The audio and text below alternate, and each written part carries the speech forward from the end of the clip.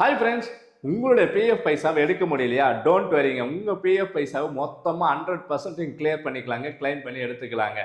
பிஎஃப்ல இதுக்கு முன்னெல்லாம் உங்களுடைய கிளைம் எடுக்கணும் அப்படின்னு கேட்டிங்கன்னா, இந்த எஜுகேஷன் பர்பஸுக்கோ இல்லை மேரேஜ் பர்பஸுக்கோ இல்லை கன்ஸ்ட்ரக்ஷன் ஹவுஸ் உங்களுடைய வீடு கட்டுறதுக்கான இல்லை உடல்நிலை சரியில்லை அப்படின்ற காரணத்துக்காகவும் நம்ம பைசா போட்டால் ஃபுல் கிளைம் வராதுங்க. அதாவதுனா நம்மளுடைய பைசா ப்ளஸ் கம்பெனி பைசா ரெண்டும் சேர்த்து இருக்கிற அமௌண்ட்டை ஃபுல் கிளைமாக பண்ணி எடுக்க முடியாதுங்க. அதை இப்போ அரசாங்கம் ஒரு தளர்வு கொடுத்துருக்காங்க. என்ன தளர்வுன்னு கேட்டிங்கன்னா, உங்களுடைய கல்வி செலவுக்காக எடுக்கிற மாதிரி இருந்தால் 10 வாட்டி கிளைம் பண்ணி எடுக்கலாம். அதுவும் 100% மொத்த பைசாவும் எடுக்கலாங்க. அது மட்டும் இல்லாமல் உங்களுடைய மேரேஜ், உங்களுடைய பிரதர் மேரேஜ், சிஸ்டர் மேரேஜ், குழந்தைங்க மேரேஜ், இப்படி பல காரணங்களுக்கு இந்த மேரேஜ் ரீசனுக்கு நீங்கள் கிளைம் பண்ணீங்கன்னா உங்களுடைய பிஎஃப் பைசாவில் இருக்கிற மொத்த பணத்தை 100% நீங்கள் எடுத்துக்கலாங்க.